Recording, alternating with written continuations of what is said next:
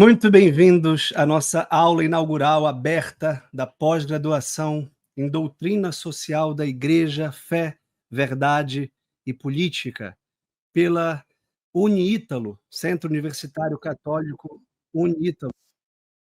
Eu fico muitíssimo feliz com a presença de todos vocês. É uma honra, uma alegria recebê-los, tanto os alunos já matriculados, que são muitos, quanto os alunos que vão entrar conosco nessa grande jornada de 1 ano e meio, 18 meses, para que nós estudemos juntos o vasto repertório dos documentos do magistério da Igreja Católica que compõem a doutrina social da Igreja.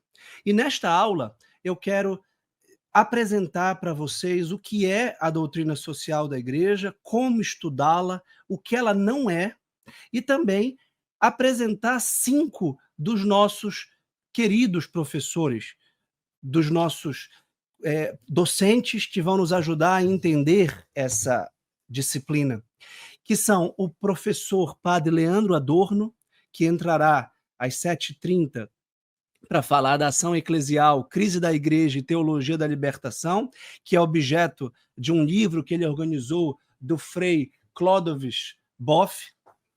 Depois, nós teremos o professor Rafael Brodbeck, às 8h, para falar da Igreja e Estado, Teologia Política, Secularização e Laicismo, que é o tema do seu livro publicado. Depois, nós teremos um intervalo às 8h30 para entrarmos às 9h com o professor Rafael Tonon. E às 9h30, o professor Mário Ribeiro, que é o nosso vice-coordenador, falará do tema do trabalho e da bioética, que serão as suas disciplinas. Por fim, às 10h, nós teremos o professor Ayrton Borges, que é o meu segundo vice-coordenador, para falar do tema da política e da economia. Então, como vocês percebem por essa breve introdução das disciplinas que vão ser apresentadas aqui, a doutrina social da Igreja abrange muitos temas. Ela é marcada pela interdisciplinariedade, ela é marcada pela complexidade. Então vamos entender, os alunos já receberam o plano de aula na nossa plataforma e todas as aulas serão muito didáticas, muito claras, para que vocês possam acompanhar com referências bibliográficas objetivas, que são os documentos da Igreja. E eu quero, nesse momento, apenas mostrar ao público em geral um exemplo do plano de aula que eu vou seguir. Muitos que já são meus alunos já conhecem esse plano de aula que organiza o argumento para que você não perca jamais nenhum argumento. E você possa perguntar, você possa questionar, você possa participar. Né? Eu dou boas-vindas aos alunos, muitos alunos já matriculados. Digam, por favor, onde estão, se já estão matriculados, e vamos conversar também aqui pelo chat, e a todo momento eu posso trazer as perguntas de vocês para a tela e respondê-la. O que é a doutrina social da Igreja? Um tratamento acadêmico e científico parte de um conceito claro do objeto de estudo. Se esse objeto for variável e mutável, a gente não consegue saber o que está estudando. Isso acontece muitas vezes quando a gente vai estudar direito. A gente não sabe muito bem o que está estudando. Está estudando a lei, está estudando a doutrina, está estudando as decisões judiciais, está estudando a história do direito, está estudando economia política. A mesma coisa quando a gente estuda sociologia. Há uma dúvida profunda do objeto da sociologia. Né? Então, aqui, a gente precisa estabelecer qual é o objeto. E a gente vê aqui numa definição do Papa São João XXIII, na encíclica Mater et Magistra, cujo título me agrada muito, porque a Igreja é mãe e mestra, dizendo que, abre aspas, a doutrina social professada pela Igreja Católica é, de alguma forma, inseparável da doutrina que ela ensina sobre a vida humana. Portanto, a gente pode dizer que o objeto do nosso estudo é o conjunto de documentos do magistério da Igreja sobre a vida humana. E a vida humana é intrinsecamente pessoal e social. e moral. Logo, não se estuda a teologia social ou a doutrina social separadamente da teologia moral da igreja e da teologia espiritual. Por isso, a gente pode dizer que a nossa fonte, como vocês veem aqui no item 1.1, é o magistério da igreja. Logo, o nosso gênero de estudo é a teologia católica. A gente está no âmbito da teologia católica, que acolhe o magistério da igreja como esposa de Cristo, que tem a verdade da nossa fé. Por isso, o subtítulo do nosso curso ser Fé, Verdade e Política. Nós católicos cremos, pela fé em Cristo e na Igreja de Cristo, que ela nos transmite a verdade e ela tem o depósito da fé com o objetivo de salvar a nossa alma. Por isso, a doutrina social não é diferente da doutrina moral geral da igreja. É uma parte da teologia moral aplicada à vida social. Esse primeiro ponto é extremamente importante. Muitos alunos presentes já chegaram. A Camila Favaro, muito feliz, já matriculada. Cláudia, de Natal. Um abraço, Cláudia. Obrigado pela presença. Vamos ter tempo de interagir. O Marcone, no Rio Grande do Sul, também matriculado. A Gildete, de Londrina. Excelente. A gente vai ter alunos do Brasil inteiro. A Lilian, animada, de Brasília. Minas Gerais, Manaus, São Luís, excelente. Muita gente, eu fico muito feliz de interagir com vocês. Ao longo do curso, nós vamos ter aulas ao vivo e interativas. E todas as aulas ficarão gravadas para que vocês assistam quando for oportuno e assistam novamente, tá? Essa aula vai ficar disponível para não alunos. Esta aula, excepcionalmente, sim, vai ficar aqui no YouTube, tá? Porque ela é uma aula inaugural aberta. O doutor Daniel, matriculado, é ortopedista. Vejam só quanto a doutrina social atrai todos, inclusive um médico, como o meu amigo doutor Daniel, que é ortopedista em Imperatriz, no Maranhão. Então, vamos lá para o segundo tópico de definição, agora a partir de um autor chamado José Langlois. Tá? A doutrina social da igreja constitui-se, pois, a partir do dogma e da moral cristã. Enquanto estes, o dogma e a moral, se projetam necessariamente sobre o domínio social, dando lugar a um conjunto de princípios que regulam a vida do homem em sociedade.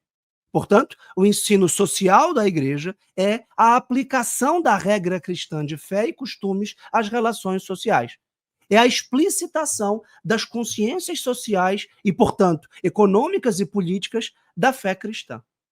Eu queria destacar, em primeiro lugar, nessa segunda citação do que é a doutrina social, desta vez vindo de um comentador, José Langlois, que é a palavra dogma. A palavra dogma, em grego, significa verdade, significa doutrina verdadeira, com base numa autoridade científica de quem a professa. Nesse caso, a autoridade é espiritual, é um objeto de fé. Nós cremos na Igreja Una, Santa, Católica, Apostólica, que nos mostra não uma opinião, não um caminho entre os outros, não uma forma de pensar, não uma alternativa ideológica, não uma versão ou uma perspectiva, não uma visão, mas a verdade. Por isso que nós temos fé que a igreja é depositária da verdade de Cristo. Tá? E essa verdade, ela é moral, porque ela depende do nosso comportamento e das nossas virtudes. E ela fornece a nós um conjunto de princípios que muitas vezes podem parecer abstratos, genéricos e vagos, mas que ao longo de 18 meses e de todas essas 19 disciplinas, nós teremos a oportunidade de vê-los concretizados, principalmente no desafio dialético de responder às condições históricas da modernidade. Esses princípios morais regulam a vida do homem em sociedade. Portanto, o ensino social é a aplicação da regra cristã de fé e costumes às relações sociais. E vejam que interessante, porque o social, vou explicar aqui no tópico 3, continua o autor, desta vez citando o Papa Leão XIII e também o documento do Concílio Vaticano II, Gaudium et Spes. Continua o mesmo autor, Miguel Langlois, com propriedade chamada de doutrina social, mais do que econômica ou política, pois ainda que compreenda os três âmbitos em virtude de sua interpenetração recíproca, é através do social, âmbito intrinsecamente regulado por normas morais, que se ocupa do econômico e do político. Âmbitos estes que, na sua relativa autonomia, contém muitos elementos técnicos, opináveis e contingentes, onde os fiéis conservam uma plena liberdade de opinião. Por favor, prestem atenção nessa citação e nos elementos que a compõem para entender o que é a doutrina social da Igreja e como nós vamos estudá-la. 3.1, nesse plano de aula. A moral cristã tem uma dimensão social. Ela se volta sempre ao bem comum. Nós vamos explorar a teoria da lei natural de Santo Tomás de Aquino e vamos falar da razão prática, das virtudes, da finalidade da ação, que é o bem. E como nós somos pessoas humanas, e daí o estudo da dignidade da pessoa humana, dos direitos fundamentais da pessoa humana, nós nos voltamos à comunhão, nós nos voltamos à comunidade, nós somos intrinsecamente familiares, nós nascemos de uma família e geramos uma família. A igreja é uma família, no céu, na terra e no purgatório, inclusive. A igreja triunfante, a igreja militante e a igreja padecente. Portanto, a nossa ação individual nunca é restrita ao domínio privado. A gente vai ver a ideologia do liberalismo, a ideologia do individualismo, que atomiza e privatiza o homem, como se ele fosse apenas um átomo que não tem conexão necessária com os outros indivíduos. Por isso, a nossa moral tem sempre uma dimensão social. E aí vocês podem ver aqui no item 3.2, entre as 4 virtudes cardeais que o Catecismo da Igreja Católica nos ensina, eu deveria ter mencionado de imediato o Catecismo da Igreja Católica e a Sagrada Escritura, além do compêndio de doutrina social da Igreja como as nossas fontes, se eles não estivessem referidos já no nosso plano de aula. Mas entre as virtudes cardeais da temperança, fortaleza, prudência e justiça, nós temos uma virtude que é intrinsecamente social, relacional, comunitária, que é a da justiça. A justiça é a virtude que regula a nossa relação, em primeiro lugar, com Deus e, em segundo lugar, com os homens, a partir de normas morais e legais. Tomemos, por exemplo, a fonte primária de toda a doutrina moral cristã, que é o Decálogo, os 10 mandamentos, dados pelo próprio Deus a Moisés no Monte Sinai, que nós lemos no livro do Êxodo e do Deuteronômio. Ora, nós temos normas de justiça para com Deus, na primeira tábua, os 3 primeiros mandamentos, e norma de justiça para com os homens, na segunda tábua, do 4º ao 10º mandamento. Ora, essas normas são morais, por um lado, e por isso é pecado descumpri-las, como roubar, matar, mentir, adulterar, desonrar o pai e a mãe, cobiçar as coisas do próximo. Tudo isso é pecado do ponto de vista moral, mas também é crime do ponto de vista jurídico. Então a gente tem uma conexão que vai ser o coração da nossa doutrina social da igreja entre a lei natural, conhecida pela razão, a lei divina, revelada pelo próprio Deus, e a lei positiva, com que os homens, com a autoridade civil constituída, regulam as suas relações de sanções e penas na sociedade. Por isso, a vida social é formada por instituições. E o que nós vamos estudar são exatamente os princípios morais que animam essas instituições. Por exemplo, o que embasa a família? O que é a família? Hoje eu gravei 6 aulas de 40 minutos com a minha esposa, a professora Laíse Salles, sobre a revolução sexual, o feminismo e o controle de natalidade num módulo bônus para todos os alunos matriculados que terão com ela a disciplina, a família conjugal, diante das ideologias do feminismo e da revolução sexual. Ou seja, uma visão de homem e de mulher completamente deturpada, anticristã, que reduz o sexo a prazer, que torna o casamento um mero contrato, castrado pelos contraceptivos e esterilizado pela possibilidade do divórcio, não é cristão porque não se baseia no princípio moral cristão do amor, da fecundidade. Então a gente vai estudar, por exemplo, a família, assim como a escola, a cultura, a economia, o Estado e todas as outras instituições a partir dos princípios morais, dos bens e das virtudes que elas realizam ou não, que elas franqueiam, promovem, animam ou desencorajam ou impedem. É possível que uma escola promova a ignorância. É possível que uma cultura promova a desinformação. É possível que uma economia promova a escassez. É possível que um regime político não promova a liberdade e a dignidade humana e os direitos humanos. Mas o que é a dignidade humana? Vamos ver com calma. Em que consiste a dignidade humana? Quais são os direitos humanos fundamentais? Vamos ver com calma. Qual é o papel da família para realizar os direitos das crianças?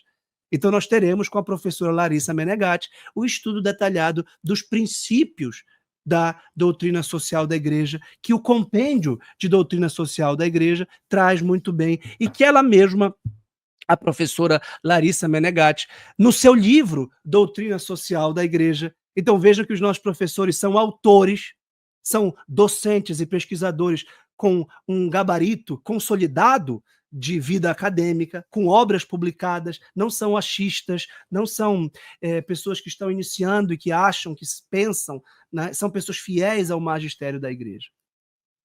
E por isso a DSI, a Doutrina Social da Igreja, expõe quais são os princípios morais da fé cristã. Agora vem um detalhe muito importante de ser sublinhado, e eu peço que vocês atentem ao item 3.5.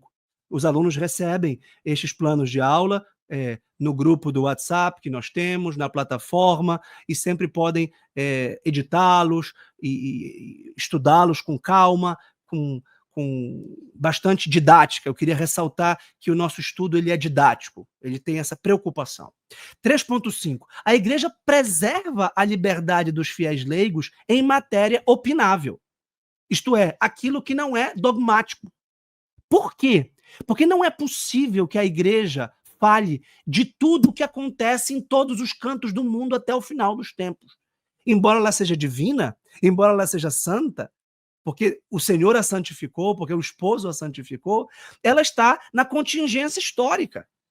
Por isso, quando o Papa Leão XIII escreve a Rerum Novarum, ele começa falando que essas coisas novas não estavam ainda no nosso horizonte. Nós não sabíamos como lidar com a forma nova de trabalho proletariado, por exemplo. É preciso responder ao trabalho digital, ao home office. O que a igreja fala sobre o home office? Nada. Ela não sabe como funciona direito, ninguém sabe direito quais são as implicações. O que ela fala é sobre a dignidade do trabalho, sobre a salubridade do trabalho, sobre a justiça da remuneração do trabalho que deve alcançar a família do trabalhador, e não apenas a sua vida privada. Ou seja, existe um conjunto de elementos opináveis. Você não vai ver o magistério dizendo o home office é proibido.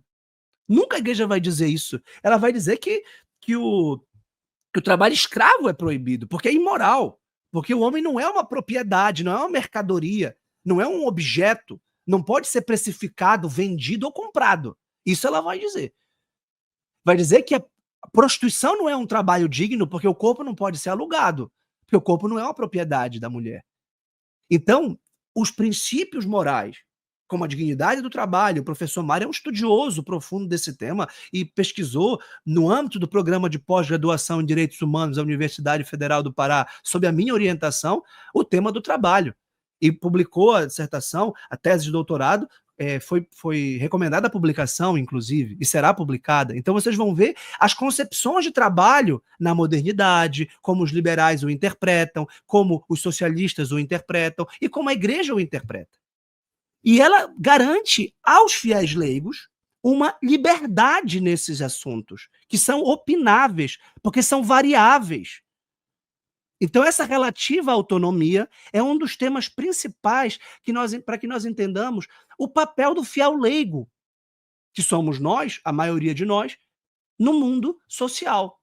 Ora, a igreja não vai falar de medicina porque o métier dela não é a medicina. No entanto, o próprio professor Mário Ribeiro, que está conosco nesta aula de hoje, que é um dos vice-coordenadores, precisou estudar bastante embriologia, genética e uma parte da medicina para entender quando começa a vida humana e por que a igreja defende a dignidade da pessoa humana desde a sua concepção e até a sua morte natural. E nós, eu e ele, publicamos um livro acadêmico exatamente sobre a dignidade da pessoa humana e o direito à vida, estudos de bioética, filosofia e direito, que é um típico livro de teoria da lei natural que sustenta a doutrina social da igreja. E para isso é preciso estar aberto aos elementos históricos.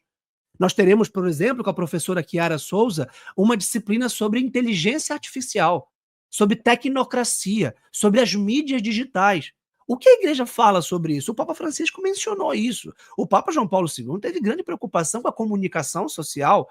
Na época, a comunicação social não era digital, não era virtual. O Papa João Paulo II faleceu em 2005. Ele não viu a ascensão dos smartphones, não viu o advento das redes sociais tais como existem hoje em dia.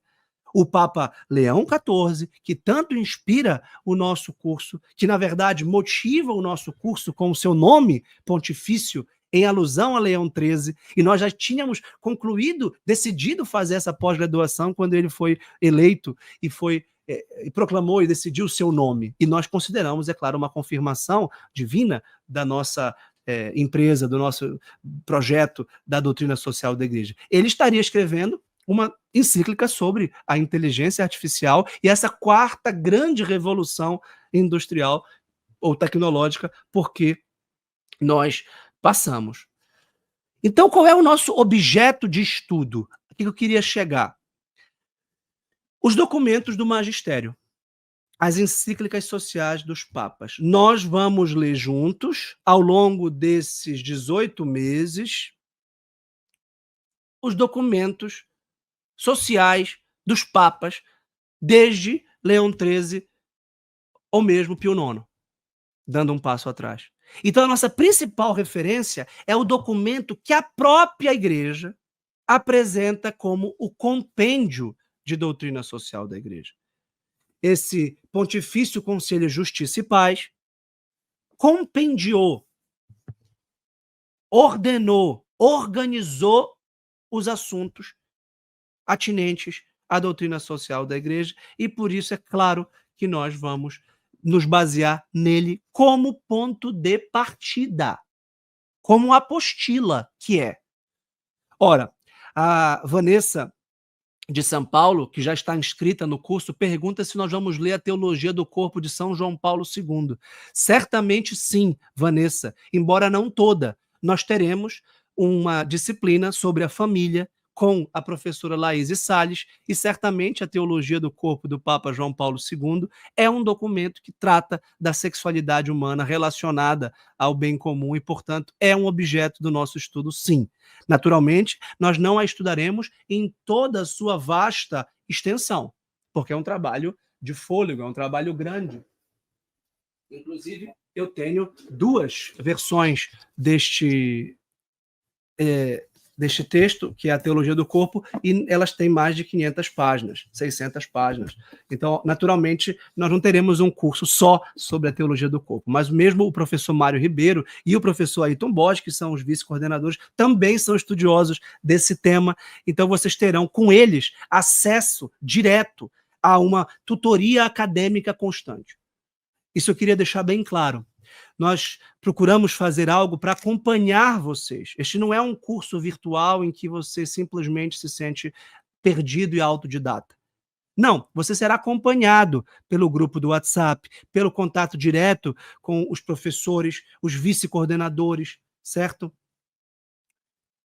Olha, o Sidney Raiol diz que é sempre bom ouvir o mestre Vitor Salles Pinheiro. Sou professor aposentado da SEDUC em Belém, mas já tive a oportunidade de fazer uma oficina com o mestre. Muito obrigado, professor Sidney. É uma honra ouvir as suas palavras.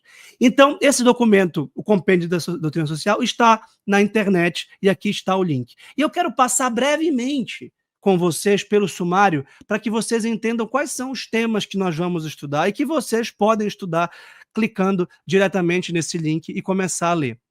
Uma introdução sobre um humanismo integral e solidário. Cristo veio para o homem todo e para todos os homens. Os homens estão solidariamente relacionados uns com os outros por um vínculo de amor, que é o vínculo da perfeição, segundo São Paulo. E esse humanismo tem que ser integral, porque tem que incluir não só as condições materiais, mas também espirituais de bem-estar e de felicidade humana. Para isso, o compêndio tem uma primeira parte com os fundamentos, que começa com o desígnio de amor de Deus a toda a humanidade. Deus que nos criou, quer nos resgatar do pecado. E eu destaco o quanto o compêndio é bíblico, tanto quanto o catecismo da Igreja Católica é bíblico, no contexto da teologia do ressourcement, da teologia da renovação das fontes da patrística, que são os padres da Igreja que interpretaram no calor da hora a Sagrada Escritura compendiada e consolidada na Antiguidade. Então nós temos sempre o apoio da Sagrada Escritura e dos padres da Igreja para interpretar a doutrina social da Igreja no contexto da tradição apostólica. Depois, o capítulo explicando qual é a missão da Igreja e a doutrina social. Em seguida, a pessoa humana, criada à imagem e semelhança de Deus, com inteligência de conhecer a verdade, com vontade de praticar o bem, com paixões também que a atraem a objetos sensíveis e que podem confundi-las. E quais são os direitos pelos quais a pessoa humana realiza a sua dignidade e a sua felicidade? Em seguida, os princípios da doutrina social da Igreja, como o bem comum, a subsidiariedade, a solidariedade, a dignidade da pessoa humana, a opção preferencial pelos pobres, a destinação universal dos bens, tudo isso nós vamos estudar. A segunda parte começa com a família. Tão assediada hoje em dia, tão confundida hoje em dia com uma série de visões deturpadas e parciais, e reducionistas, e ideológicas, e heréticas.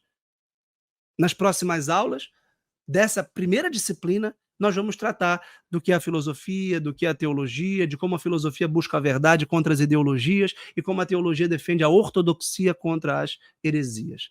Depois do trabalho humano, a vida econômica, a comunidade política internacional, a preocupação com o meio ambiente, a promoção da paz em meio às guerras e a ação eclesial, que é exatamente o tema prático que nós vamos tratar daqui a alguns minutos com o professor Leandro Razeira, para concluir com a civilização do amor que Jesus Cristo veio nos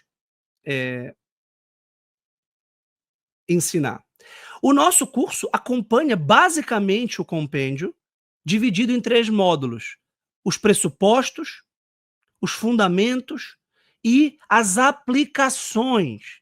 E é isso que eu queria falar para vocês. O nosso curso tem uma dimensão prática, porque vocês vão aprender a fazer pesquisa acadêmica e escrever artigos acadêmicos. Eu mencionei os livros que o professor Mário, o professor Ayrton, por exemplo, publicamos na nossa coleção Teoria da Lei Natural, da qual eu sou coordenador. Logo podemos publicar livros dos alunos, livros de autoria coletiva. Então, a primeira dimensão prática para aqueles que querem aprofundar a sua vida acadêmica ou, quem sabe, começar a sua vida acadêmica. Depois, questões de bioética, tão práticas em meio dessa cultura da morte. Dilemas como o do aborto, da eutanásia, do suicídio assistido, da pesquisa em células-tronco, o Covid que nos assediou no ano retrasado, ou há alguns anos atrás, é uma questão de bioética. Depois, e logo mais às 8h, nós teremos o professor Rafael Brodbeck introduzindo esse tema tão complexo que são as relações práticas e políticas entre a Igreja e o Estado. E por isso convidei um jurista, delegado de polícia e estudioso da teologia católica para nos falar sobre a teologia política isto é, a concepção religiosa do Estado e a concepção política da igreja. E como essa relação entre o poder temporal e o poder espiritual é tensa ao longo da história e como ela se desdobra hoje em dia nas ideologias do secularismo e do laicismo. Depois nós teremos com o professor André Fonseca o tema controverso da liberdade religiosa e do ecumenismo em meio às mudanças de linguagem do Concílio Vaticano II. O professor André Fonseca também vai tratar do direito canônico, de entender como a igreja se organiza juridicamente. Eu já mencionei a professora Chiara Souza, que vai falar da era digital, da inteligência artificial e da chamada tecnocracia, contra a qual o próprio Papa João Paulo II já nos alertava, que é o domínio da técnica, do sistema, né? E o padre Leandro Adorno, que vai logo mais entrar conosco aqui na live para falar da teologia da libertação, da crise da igreja e da ação eclesial em geral. Eu quero apenas adiantar, antes de concluir esta primeira parte, que nas próximas aulas desta primeira disciplina, que é de introdução, só lembrando que o nome desta disciplina, esta é a primeira aula da disciplina 1, chamada Introdução, Teologia e Filosofia no confronto das heresias e ideologias modernas. Na próxima aula, que será na próxima quarta-feira, dia 3 de setembro, ao vivo, às 19 horas, na nossa plataforma da Unítalo, nós vamos tratar exatamente da definição que o Papa São João Paulo II nos dá na encíclica, talvez, das mais importantes de todas as encíclicas da doutrina social da igreja, que é a Solicitudo Rei Socialis, da doutrina social da igreja. E eu vou mostrar para vocês como há uma tradição apostólica em que, desde a Rerum Novarum, em 1891, os papas reforçam os princípios e os expandem para compreender as novas realidades. 40 anos depois, o Papa Pio XI publica 40º ano, o Pio XII, 50 anos depois, uma mensagem radiofônica, 70 anos, o Papa São João XXIII publica o Mater et Magistra, que eu mencionei no começo. 80 anos depois, o Papa São Paulo VI publica a Carta Apostólica 80ª Adveniens. 90 anos depois, o grande Papa São João Paulo II publica a encíclica Laborem Exercens. 100 anos depois, a 100º ano. Então vejam quantas encíclicas falam diretamente sobre a questão social e como nós precisamos estudá-las em confronto dialético com as ideologias modernas e com as heresias que remoçam a cada geração e que confundem quem é Jesus Cristo, quem é a igreja, quem é o homem, o que é a família, o que é o trabalho, o que é o poder, o que é o prazer, e nos afundam numa lama de pecado, numa lama de contradição, de injustiça. Porque se a gente pudesse sintetizar, a gente diria que a doutrina social da igreja busca promover a justiça na terra como condição privilegiada para a justiça no sentido da justificação e da santificação. Tá? Então aqui nós temos, além daquelas encíclicas diretamente ligadas a Rerum Novarum, muitas outras que podem ser mencionadas como sendo fundamentais. João 23, mais uma vez, o Concílio Vaticano II, que nós vamos estudar e debater com tanta serenidade e rigor acadêmico, afinal, qual é a importância no contexto da continuidade magisterial, né? Depois, o próprio compêndio, que eu já mencionei, que faz essa síntese, mas que está obsoletizado pelo tempo. Depois do compêndio publicado em 2004, nós tivemos já mais 20 anos com o Papa Bento XVI e o Papa Francisco, que pelo menos 3 encíclicas têm sobre o tema social. Ok? Então essa é a primeira parte desta aula introdutória, que tem já as suas referências bibliográficas. Já peço para os alunos começarem a sua leitura, dedicando-se cerca de 3 horas, além das horas da aula, que dura 3 horas, das 7 às 10h30, com intervalo de 30 minutos. Então nós temos aqui 3 horas de aula nas quartas-feiras à noite, toda quarta até dezembro de 2026, com a graça de Deus. Mas vocês dediquem, por favor, também mais 3 horas de estudo. E o que vocês vão estudar dessa vez? O compêndio da doutrina social da igreja, no capítulo 2, item 2. Aqui vocês têm uma definição que nós vamos debater juntos, em diálogo, na próxima aula, sobre definição do próprio magistério, com base nas encíclicas, do que é a DSI.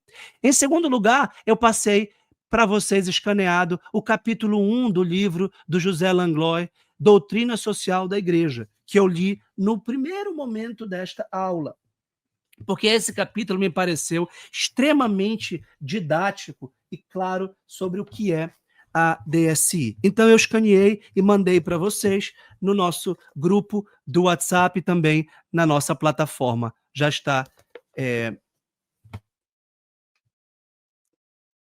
pronto para ser lido.